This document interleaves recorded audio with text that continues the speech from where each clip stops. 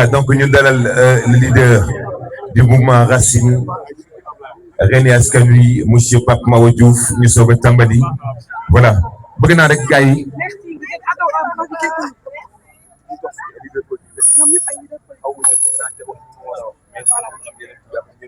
Alors, Ami Amel Top. ñooñu xam naa leen voilà. Voilà donc ñu ngi nuyu ñëpp di leen ziar bu baax a baax gannaaw bu ñu dalalee le leader Pape Mahawa Diouf ñu ngi nuyu notre sœur bi nga xamante ni moom mooy leader bu Cap sur l'avenir di Ami Amel Top def délégation bu am solo ngeen tàcc ko bu baax a baax daal di teew suñu biir tey ñu koy souhaiter bienvenue ak délégation bu mu àndal yëpp waaye di nuyu aussi suñu Pape Djibi Samb bi nga xamante ne moo fi représenté mouvement bi le parti bi nga xamante ne mooy Kiraay bu Diomaye président moom aussi monsieur Djibi Samb ngeen tàcc ko bu baax a baax ñoo ngi koy nuyu.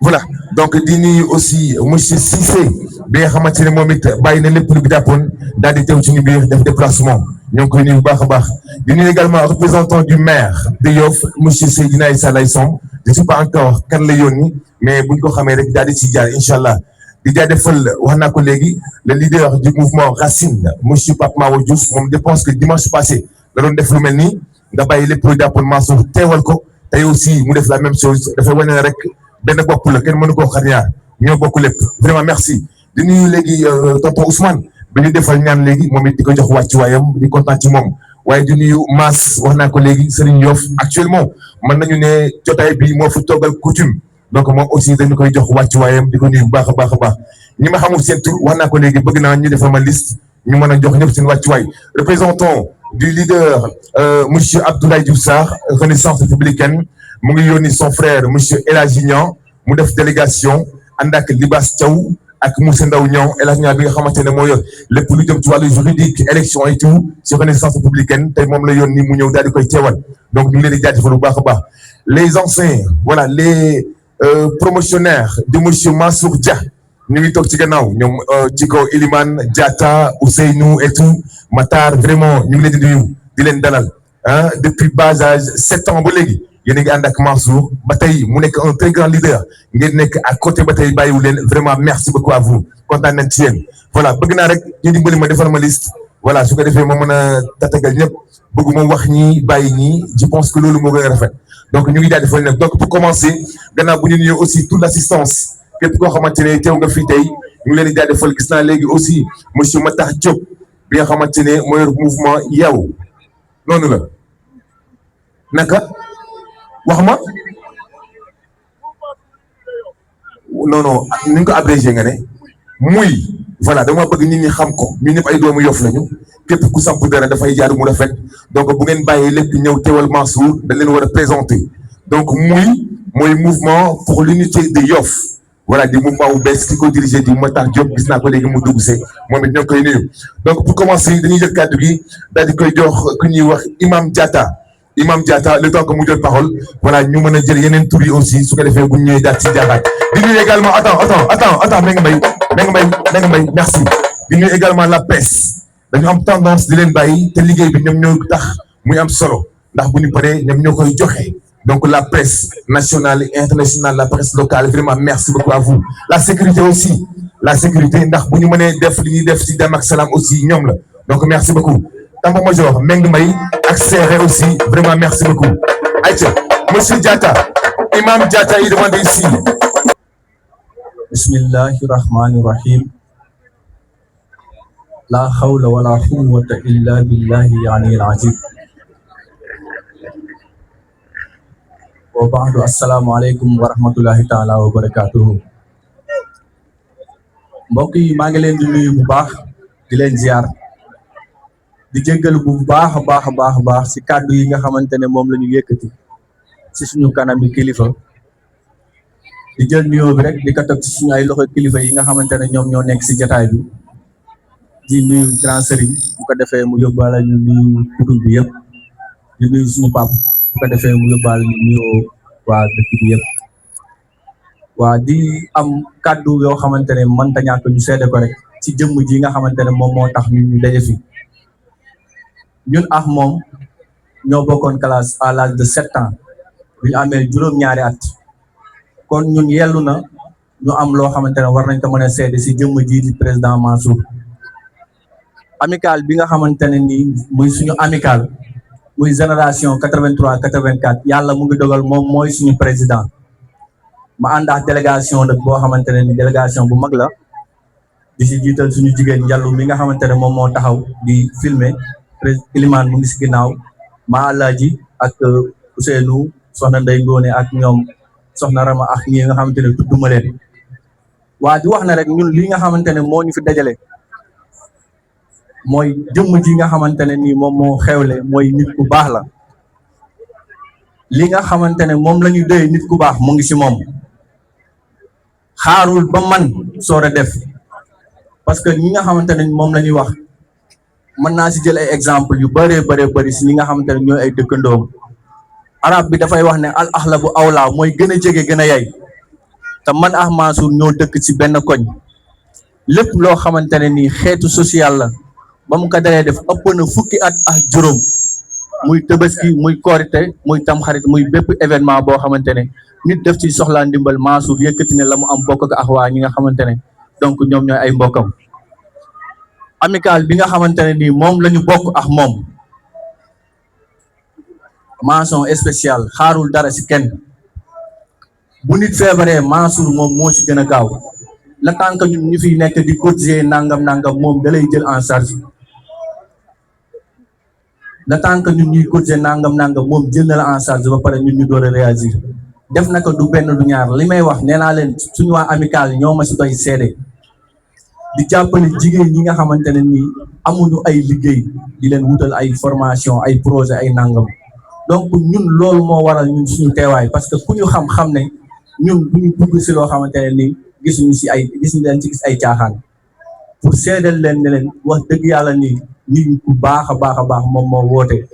Mansour ñu ngi lay ñaan gaal gi nga xamante ne nii moom nga fi teg ñun ñëpp ñu dugg si gaal gi joow gaal gi dem si kanam li nga xamante ne mooy intérêt Yoff yàlla nañ si Yoff lépp bénéficié wu ñu ngi jéggal bu baax a baax si kàddu yi vraiment di kontaan bu baax di ñaan yàlla fi nga bëgg a yegg yaa ko xam yàlla na yàlla yeggal la fa in uriidu illal ikhlas mastata'tu wa ma tawfiqi illa billah asalaamaaleykum wa rahmatullah di leen wax nag Mansour jeunesse bi la fi nekkal avancement Yoff moo ko tax a jug ak Yoff jëm sa kanam moo ko tax a jug nag bu dul maire bu dul dara moom dooleem alalam lépp mu ngi ko def biir Yoff moom maire Yoff bi taxul moom muy jël alam da ko def si Yoff xaalisam alalam lépp mu ngi ko def biir Yoff kon Yoff nañu sigi jàppale Mansour lañu bëgg moo ñu ñor kii lañuy doyloo kii lañuy tiitaroo wasalaam. bismillahi rahmaani rahim mbokk yi ñu ngi nuyu ñëpp di ziar ñëpp waa di rafetlu kàddu yi nga xamante ne moom lañ ciy yëkki boobu léegi yaakaar naa bu jaraaf Souleymane Sarr waxee man jarul woon sax may wax ndax ñun coutume bi yëpp benn lañ ma jàpp ne bu ñu tajaloo fii ñu nekk fi yàlla di wàccel ay xewal kon lii misaal la war naa wane ne lii ku yàkkamti du fi taxaw képp koo xamante ne amoo patience doo si mën a taxaw moo tax keroog ba ñu dajee si tóngoor max jëma ji ñu naan Mansour ma wax ko politique léegi dafa yàqu politique du xasse du dugg si gëm-gëmu jàmbur du dugg si waajuru jàmbur di leen taf di leen tuddee noo xamante ne ni boo taxawoon nax nit ki doo ko wax politique yar la ak teggin moo tax yéen ñi ànd ak moom di ngeen ko mën a jàppale yar ak teggin Yoff nag li ma waxoon Ami Toob laa lay wax kenn moomu ko imposer sa bopp fii amul am fi ndijaay amul am fi maam amul lii Yoff da ngay imposer sa bopp boo fi imposer sa bopp doo fi nekk man nag gaal gi xaw ma maa ngi si digg ba xaw ma maa ngi si bopp bi mais jàppal na maa ngi si biir gaal gi ndax kenn du ma fi bàyyi jërë ngeen jëf yàlla doolu jàmm. salaamaaleykum mbooloo mi maa ngi leen di nuyu di leen ziar di jiital ci nuyoo bi kilifa yi fi nekk ak suñu président El Mansour Dia di leen jërëjëfal ci toogaay bi ngeen fi toog muy taw nii ngeen bàyyi seen ité yëpp ñëw toog macha allah lii moom dafay am rek li muy wane ne am ngeen cofeel ci suñu leader bi waaw man Maimouna Diakhaté responsable des femmes du mouvement LED République, leader engagé pour la défense de la République. Suñu leader nekk El Mansour Dia. El Mansour Dia nag nekk na koo xam ne kenn dootu ko présenté fii si Yoff yàgg na liggéey si Yoff dafa nekk jëmu joo xam ne nag ay jëfam du fësal du ko fësal mais yàgg na liggéey si Yoff yàgg bëgg defar Yoff ñu leen di tàllal loxo yéen ñëpp ngeen taxaw jàppale ko taxaw ba keroog ñu koy dugal si maire Yoff ndax mën na ko am na yéene bi te yàgg na ànd ak njiit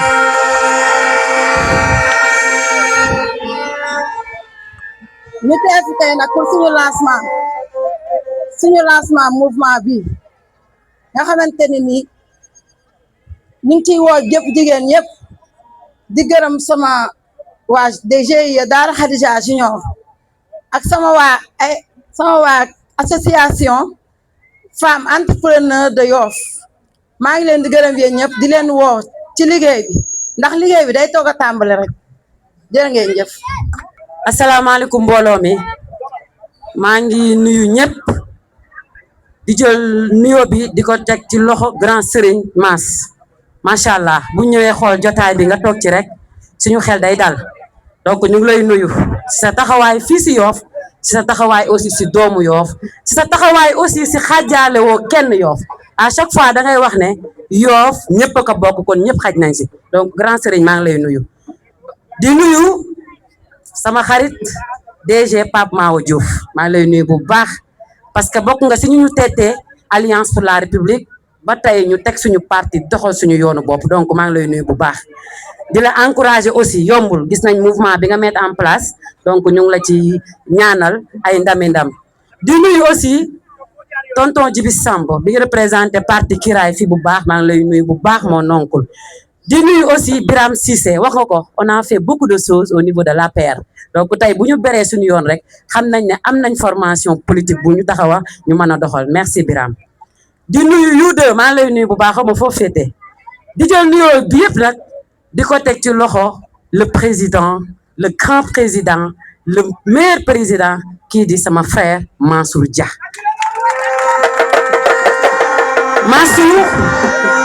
Mansour merci Mansour bi ma fi toogee dafa am ñaari mbir yu ma seetlu ci mbooloo mi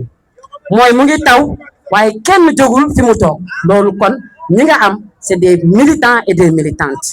deuxième chose mooy structuration bi nga def mu wane ne jaar nga ci formation politique bu baax te que xam nga fi ngi dem tu as donné la parole aux responsables des jeunes de ce mouvement jox nga femmes yi te xam naa ne day continuer donc monsieur Mansour Dia ñu ngi lay remercier di la féliciter di la wax ne man Ami Top dafa am bor boo ma lebaloon dañu nekkoon APR COJER ñu waroon a waxtaan pour kan mooy jiite Yoff ñu am na ñu bëggoon waaye Mansour sa kàddu moo tax ñu tegoon ma fa mooy da nga jóg ne Ami Top fi mu toll nekk honorable HCCT ak fi mu jaar tey war nañ ko mën a njukkal mooy bàyyi ak la coordination des jeunes de Yoff au niveau de l'APR kon nag gor nga garmi nga donc moo tax ni ma la ko waxee woon ci téléphone rek ñun lu dul Yoff ñoruñu li ñu bëgg mooy Yoff ñu wane ne am na ay leader li ñu bëgg mooy Yoff ñu wane ne Yoff am na ay ndaw yoo xam ne ils sont capables de yóbbu Yoff fi nga xamante ne war na faa dem et je pense que ne taxaw nga foofu donc ñu ngi leen di féliciter bu baax di wax nag waa LED République am ngeen leader am ngeen kilifa bu leen kenn xuxatal bu leen kenn métital jàpp leen ci ngeen jàpp parce que xam naa ne avenir Yoff Mansour Dia dina bokk ci ñi nga xamante ne ñoom moo koy construire donc maa ngi sant ñëpp di gërëm ñëpp di nuyu mon frère Malal Picc maa ngi lay nuyu mon frère Babacar Mbeng mais aussi sama seex sama xarit Baye Ousseynou Diop ak Alpha John maa ngi nuyu ñëpp Libaas Thiaw maa ngi lay nuyu mais aussi di nuyu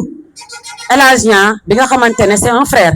ñu bokk lu bëri donc tey bu ñëwee fii toog représenté leader am di sama papa di sama xarit donc damay jël nuyoo boobu teg ko ci loxo El Hadj maa ngi leen di nuyu di leen sa ndey jéen nuyu naa la bu baax donc kaddu yaa ngi noonu Mansour travaillons Mansour nañu liggéey parce que l'avenir de Yoff ñun ñoo ko war a porter te incha allah dinañ ko porter pour defar Yoff merci beaucoup. salaamaaleykum mbooloo mi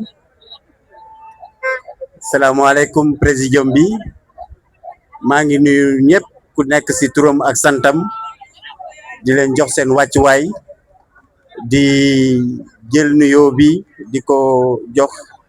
le grand Serigne de Yoff Serigne Mass mu weesaare ko si mbooloo bi yëpp di am mbégte ak kontaante taxaw fii si présidium bi tey pour wax taxawaayu Mansour Dia. Mansour Dia c'est mon cousin d'abord su ma waxee loolu Baye Ngala mu ngi noonu si gannaaw dina ko dëggal donc Mansour est un vrai Yoffois Mansour Yoffois la donc war na mën a taxaw laaj li ñëpp li ñu bëgg a laaj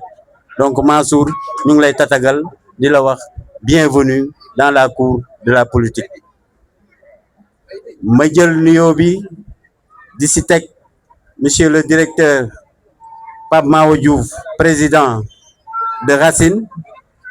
di si teg monsieur Birame Cissé nga xamante ne moom tamit suma naataangoo la au niveau de Kiraay di si teg madame l'honorable Ami Top présidente de Cap sur l'Avenir di si teg vraiment monsieur Niang bi nga xamante ne moo représenté RR di si teg Babacar Mbeng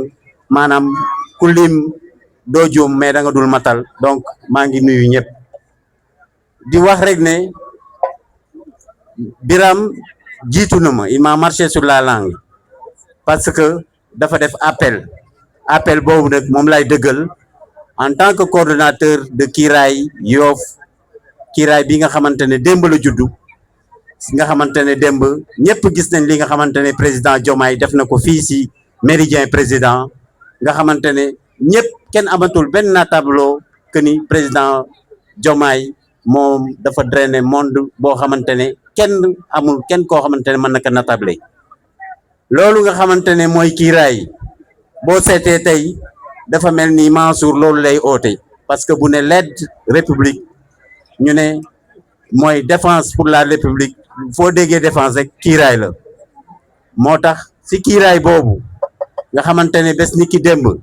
président Diomaye moom la woote yor kaaraange Sénégal bi yëpp ndax képp ku jóg Kiraay ngay ut si loolu la ñuy oo mouvement yi nga xamante ne ñoom lañ fi tudde ñëpp lii dafa wane ne da ngeen bëgg a defar Yoff parce que ku nekk bàyyi nga li nga am ñëw ici Mansour ku nekk président de mouvement ñu bañ yàq liggéey boobu bañ ko yàq mooy nañu comprendre ne dañu war a boole suñuy force ñun ñëpp ñu ànd nekk benn pour mën a liggéey yóbbu Yoff si kanam waane bu ñu féewaloo disperser force yi rek du ñu am li ñu bëgg loolu dañ si bàyyi xel te dafa mel ni ànd ak nguur mooy tax nga mën a def li nga bëgg a def pour yóbbu sa gox si kanam parce que seetlu nañ ko si gox yi gox bu ànd ak nguur nga def lay jàppale pour nga dem donc moo tax may tàllal mouvement yi fi nekk yëpp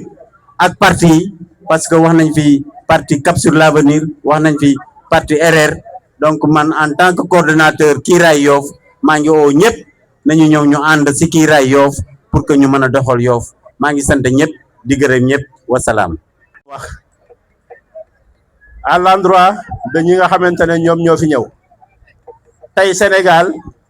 toll na dans une situation boo xamante ne c'est une situation critique dara leerul te ñu ngi jëm ci ay échéances yi nag normalement bi ci jiitu mooy les échéances locales ñu war a fal ay maire war a fal ay président de conseil départemental suñ ci jógee ñu jëm vers la présidentielle ou peut-être même vers les législatives parce que xamuñu ce que ça va donner parce que y a beaucoup de supputation yi nga xamante ne moo xew tey li am solo nag li nga xamante ne moom la ñuy woowee ñëpp mooy nañu jël intérêt général sur l'intérêt personnel l'intérêt général mooy réew mi nga xamante ne mooy ñoo ko bokk muy Sénégal lan mooy intérêt région bi nga xamante ne ñoo ko bokk muy région de Dakar lan mooy intérêt mais commune bi nga xamante ne ñoo ko bokk muy Yoff lan mooy intérêt yaakaar naa ne bu ko ku nekk réfléchir si noonu rek dinañu xool bu baax ñan ñoo fi nekk pour intérêt dëkk bi mooy le Sénégal muy Dakar muy Yoff ak ñan ñoo fi nekk pour des intérêts personnels vraiment loolu rek lañ leen di ñaan di bañ a guddal wax ji di leen xamal ne Abdoulaye Diouf Sarr bu sañoon moom moo fi teewal boppam mais dafa am empêchement moo tax mu yabal délégation bi parce que bi may ñëw si yoon bi sax j'ai essayé de l'appeler pour voir ñan ñoo fi nekk mais dafa nekk si benn événement donc vraiment ñu ngi leen di nuyu di leen encourager président Mansour Ablaye nee ne mu ngi lay nuyu di la encourager te mu ngi rafetlu aussi nee na yàgg na ànd ak yow ngeen di liggéey kon nag tey jii fekkente ne da nga ñëw ba tollu fii du loo xamante ne daf koy bett donc ñu lay ñaanal di ñaanal Yoff yàlla si yàlla def jàmm yàlla na fi yàlla def koy wal asalaamaaleykum wa rahmatullah. tey bésu mbégte la ndax Baba Mansour di njëkk invité biir Yoff ñuy doxaltu biir Yoff ak tey bokkul moo tax dañuy sant yàlla mais am na lu ma jàng Yoff ci meeting yi foog naa lu ngeen ko tuddee doomu ñay ëpp na voilà doomu ñay ëpp na xawma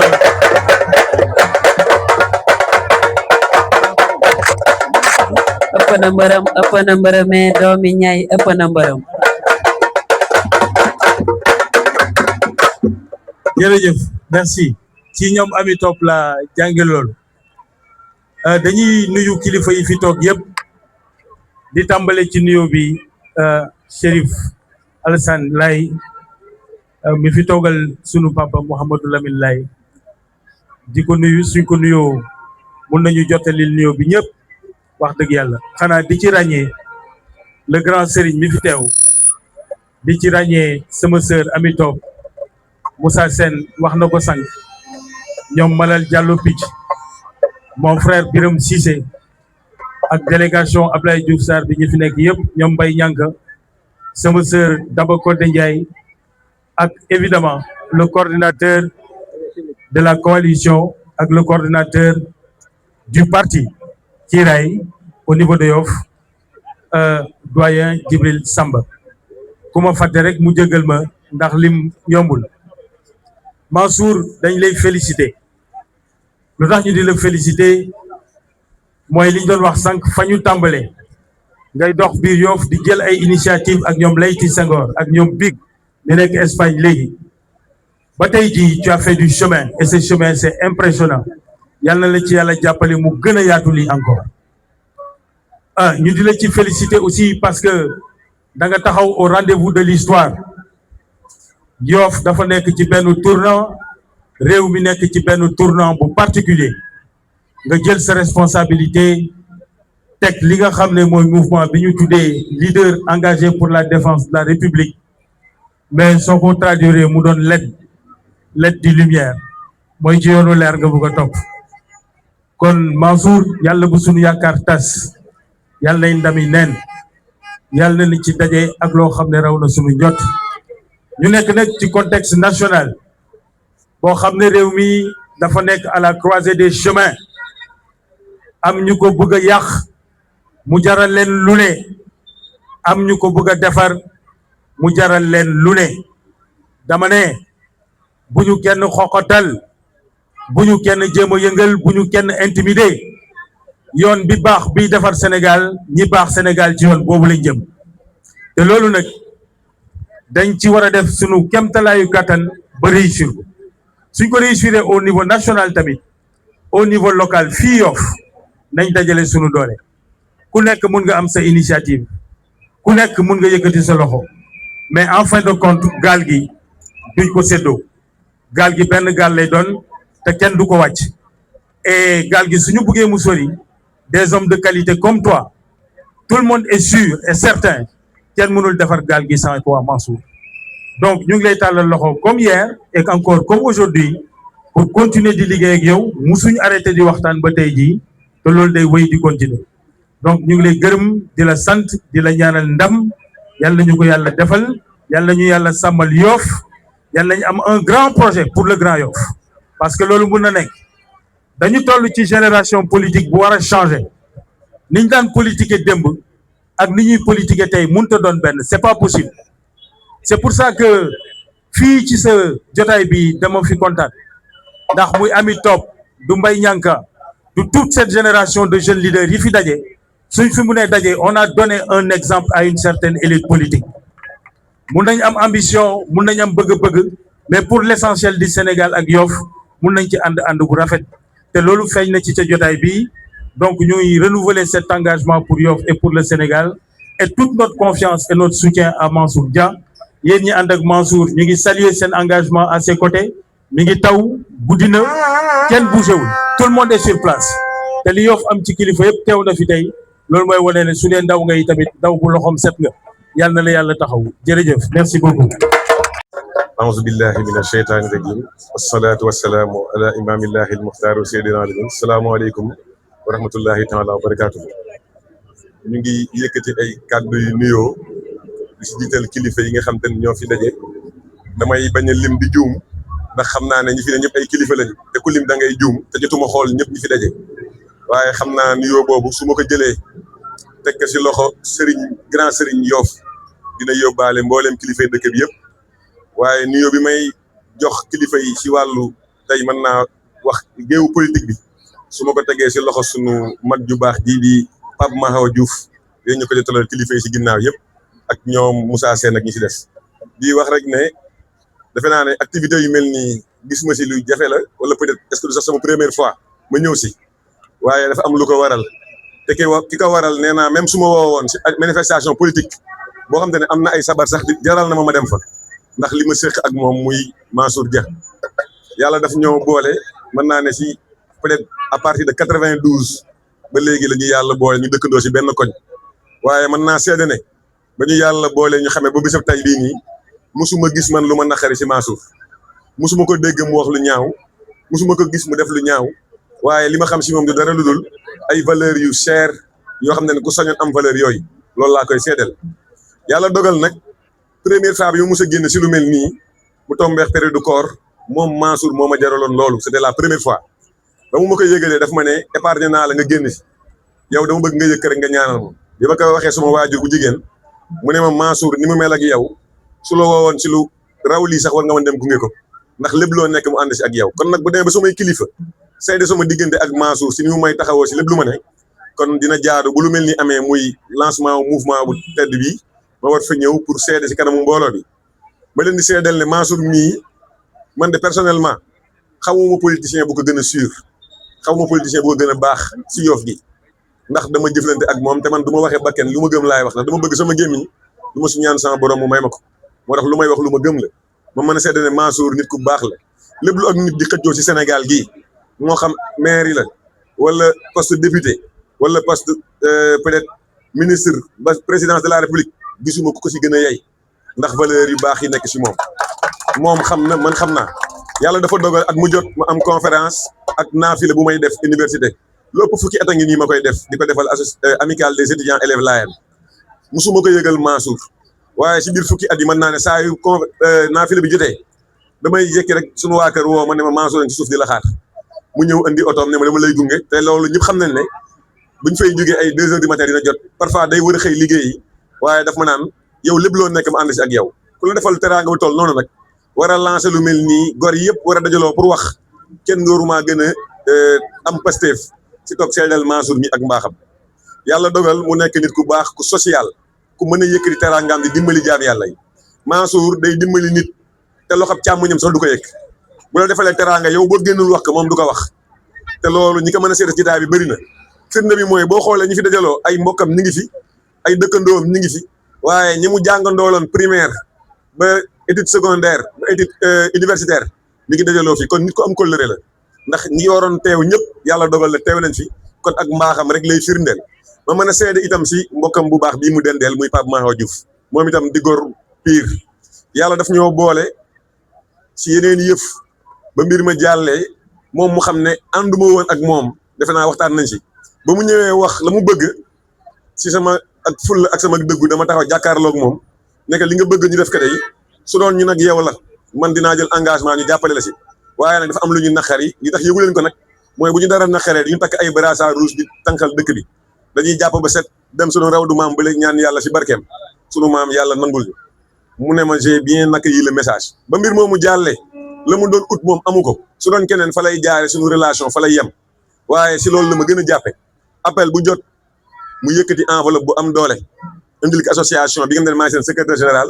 muy association vision 129 di association bi dajale surtout maam Limaamu waaye li ma gën a neex mooy li ñu mujjee ñëw sama kër si waajtaayu appel dafa ñëw ànd ak sama frère bu baax bii di Mansour ba mu ñëwee ànd ak Mansour sama xel dafa gën a dal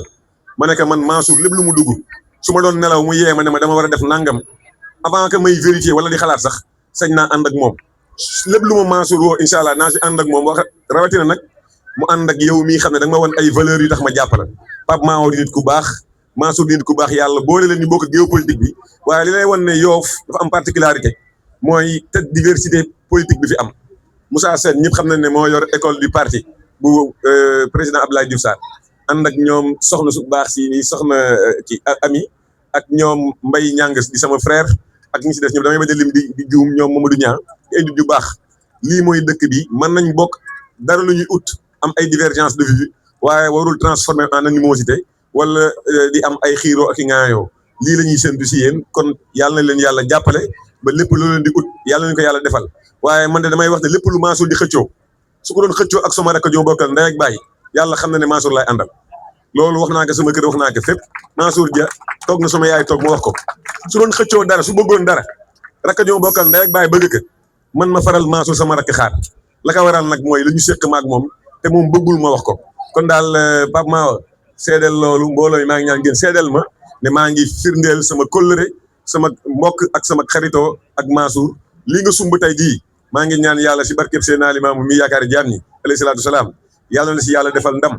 fii ñuy dégg tey politiciens yi mag yi ba tey ñu dégg Diomaye président Diomaye Faye dégg président de la république su lu bett ñëpp ñun bettuñu ndax xam nañ ne yàlla mooy defaa ko la ko soob ndax mooy fa anul lima yurid ñu ngi koy ñaan si barkeb maam Limaamu lépp looy yóotu si réew mi yàlla na la ko yàlla tàggatal yombalal la ko wa axiru daxwaana an alhamdulilahi rabbil alamin assalaamu aleykum wa rahmatullahi taala wa barakatu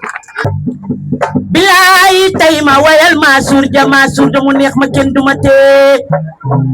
laati buubu saar samaam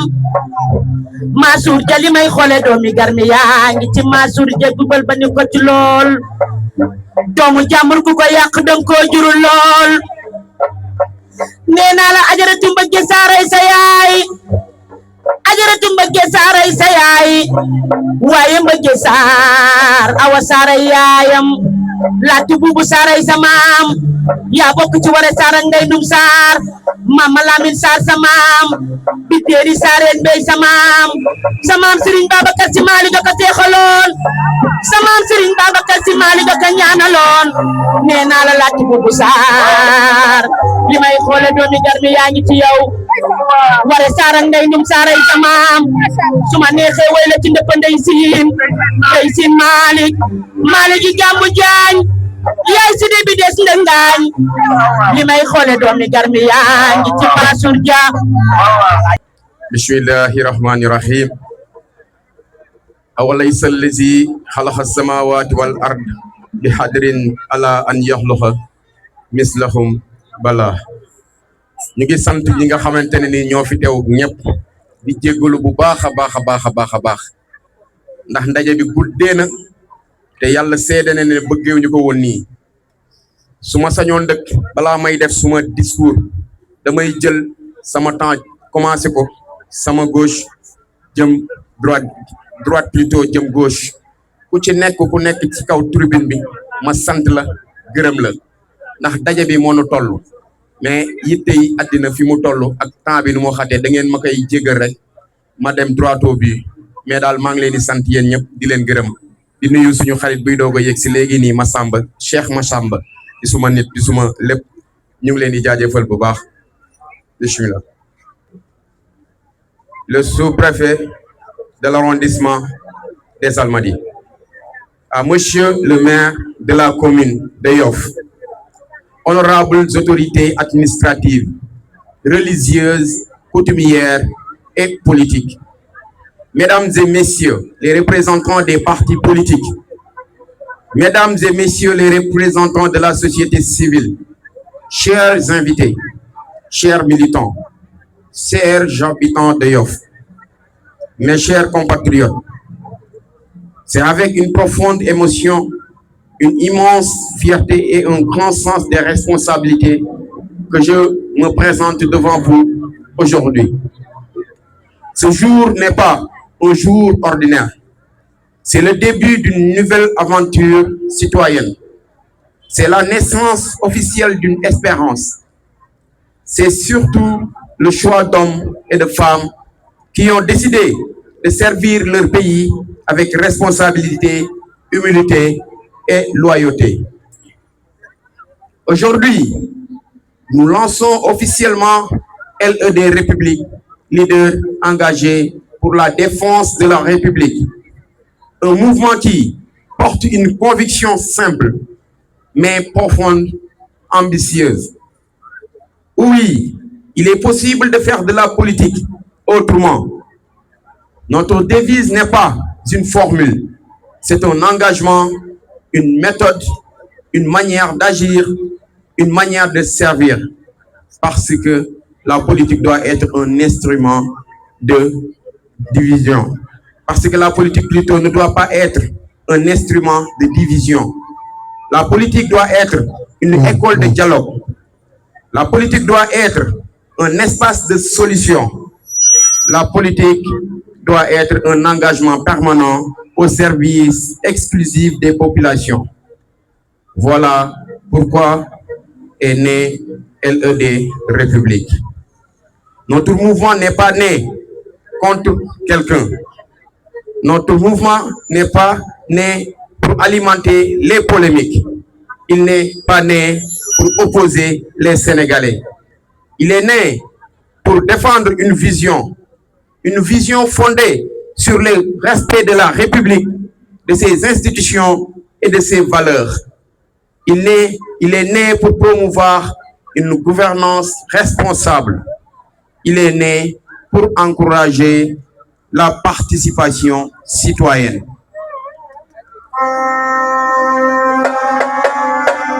Il est né pour redonner confiance à celles et à ceux qui pensent que leur voix ne compte plus. Nous sommes convaincus qu'un pays avance lorsque chacun accepte de faire passer l'intérêt général avant les intérêts particuliers. Notre engagement est clair. Nous défendons toujours la République. Nous respectons toujours les institutions. Nous préservons toujours la stabilité de notre pays. Car une République forte repose sur des institutions fortes. Respecter les institutions ne signifie pas renoncer au débat démocratique. Bien au contraire, la démocratie vit grâce au débat, grâce aux idées, grâce aux propositions, grâce au respect mutuel. Nous pouvons avoir des divergences, certes, mais nous pouvons aussi exprimer des critiques. Nous pouvons proposer des alternatives, mais jamais nous ne devons fragiliser ce qui garantit notre unité nationale. Le Sénégal est plus qu'un grand. Le Sénégal est plus grand que chacun de nous. La République est plus importante que nos ambitions personnelles. Et les générations futures nous useront sur notre capacité à préserver cet héritage. Mes chers compatriotes, si nous avons choisi Yoff pour lancer officiellement ce mouvement, ce n'est pas par hasard. Tout commence ici. Yoff n'est pas seulement notre commune, non. Yoff est notre histoire. Yoff est notre identité. Yoff est notre première école. C'est ici que nous avons appris le respect, la solidarité et le sens du vivre ensemble. Cette terre nous a accueillis, elle nous a vus grandir, elle nous a éduqués, elle nous a nourris, elle nous a protégés, elle nous a transmis des valeurs qui guident encore aujourd'hui chacun de nos pas. Et lorsqu'une terre vous offre autant, Vous avez le devoir moral de lui rendre ce qu'elle vous a donné. Oui, nous sommes profondément redevables envers Yoff. Nous voulons accompagner sa jeunesse. Nous voulons soutenir ces femmes. Nous voulons valoriser ces pêcheurs, ces artisans, ces commerçants, ces sportifs et tous les acteurs de son développement. Nous voulons préserver son patrimoine culturel et religieux. Nous voulons contribuer à bâtir une commune moderne, attractive, solidaire et fière de son identité. Parce que aimer Yoff ne consiste pas seulement à vivre Yoff. Aimer Yoff, c'est la servir. Aimer Yoff, c'est agir pour elle. Aimer Yoff, c'est préparer son avenir. Notre ambition dépasse les frontières de cette commune, bien évidemment.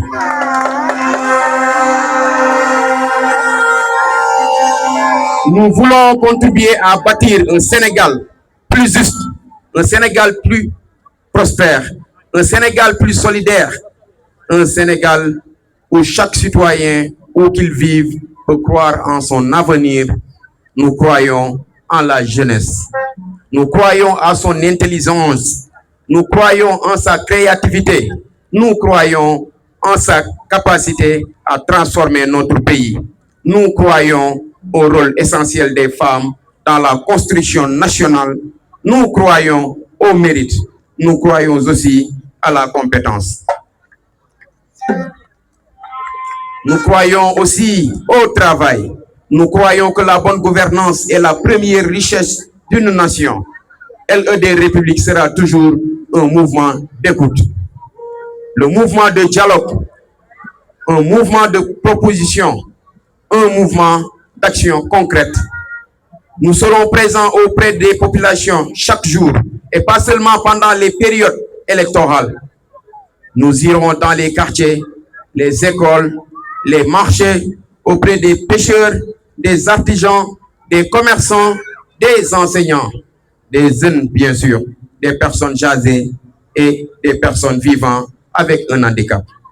Parce que servir le peuple n'est pas un rendez-vous électoral,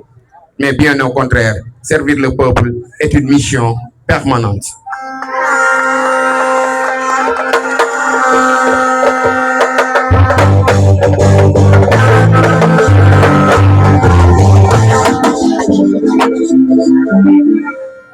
Mes chers amis, je lance aujourd'hui un appel à tous les Sénégalais. Permettez-moi de terminer par une confidence personnelle. Je suis un fils de Yoff. Un Dengagne de par la lignée maternelle, mais un Khonkobop de la lignée paternelle.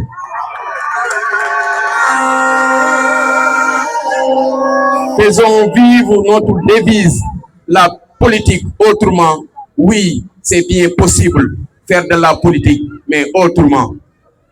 Que Dieu bénisse Yoff, que Dieu bénisse toutes les communes du Sénégal, que Dieu guide nos dirigeants, que Dieu protège notre République,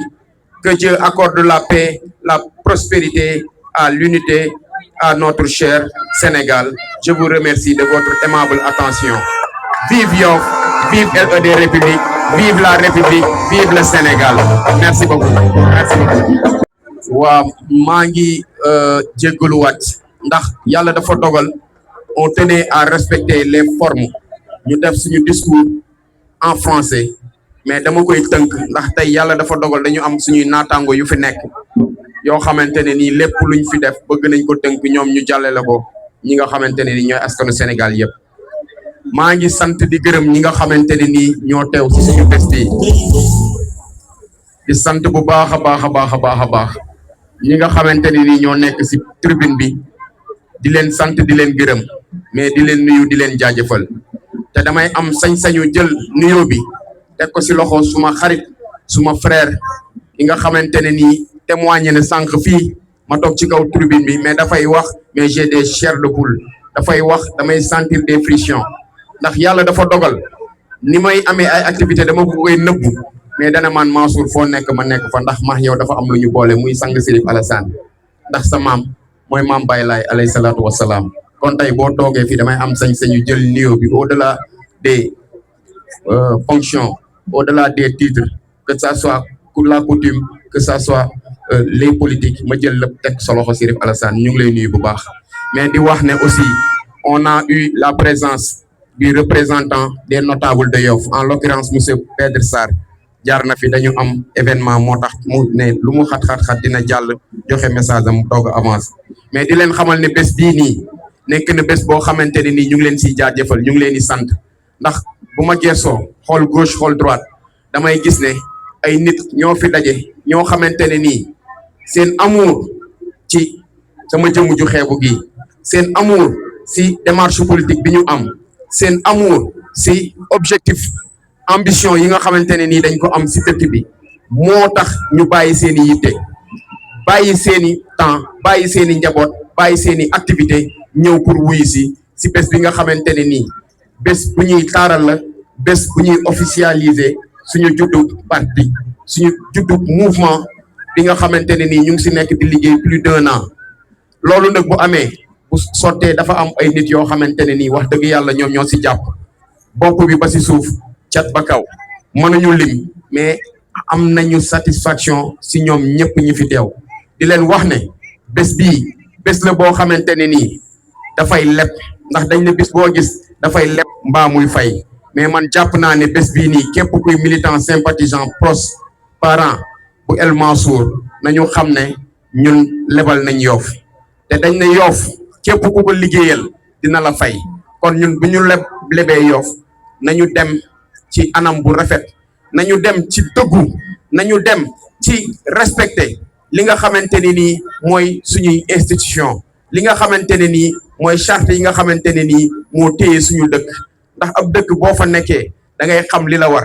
waaye xam li la war ba noppi defoo ko dafa mel ni yow da ngaa bokk si ñuy yàq dëkk bi kon tey dañuy lancer un appel di wax ne képp koo xamante ne nii Sénégal ñor na la képp koo xamante ne nii am nga mbëggeel boo am ci Sénégal képp koo xamante ne nii am nga liggéey boo yaakaar ne wala xalaat boo yaakaar ne boo ko tegee ci table bi di nga jëmale kanam Sénégal di nga jëmale kanam dëkk bi ñun ñu ngi la ci tàllal suñu loxo di la ci woo pour ñu ñëw ñu ànd ci ñu liggéey ci ndax tey bu ngeen seetloo tribune bii opposition ñu ngi fi toog tribune bii parti au pouvoir mu ngi fi toog tribune bii la société civile mu ngi fii toog loolu bu ngeen ko gisee day wane ne ñun li ñuy woote dëgg la le rendez-vous du peuple pour la république mooy daje bi nga xamante ne nii askan bi ñoo ko daje pour taxaw aar li nga xamante ne nii mooy Sénégal bi nga xam ne kenn mënu ko xaar ñaar ñun ñëpp a ko bokk ci loolu laa doon daanele samay kàddu di wax ne ñu ngi sant di gërëm suñu presse bi nga xamante ne nii sans ñoom suñu bés bi du taaru ñu ngi sant di gërëm ñi nga xam ne ñoo def prestation ci bés bi tey ñi nga xam ne bëggoon nañ ñu jël kàddu ndax ni ma ko waxee dama ne nañ jox ñëpp ñi teew ñu jox leen kàddu mais il s'est vu que malheureusement temps bi permettre ñu ko woon mais daal xam leen ne am nañu sant goo xamante ne ni am na fu mu tàmbali mais amul jeexu baay di leen wax salaamaaleykum wa rahmatullah yàlla na yàlla taxawuñ te sàmmuñ ko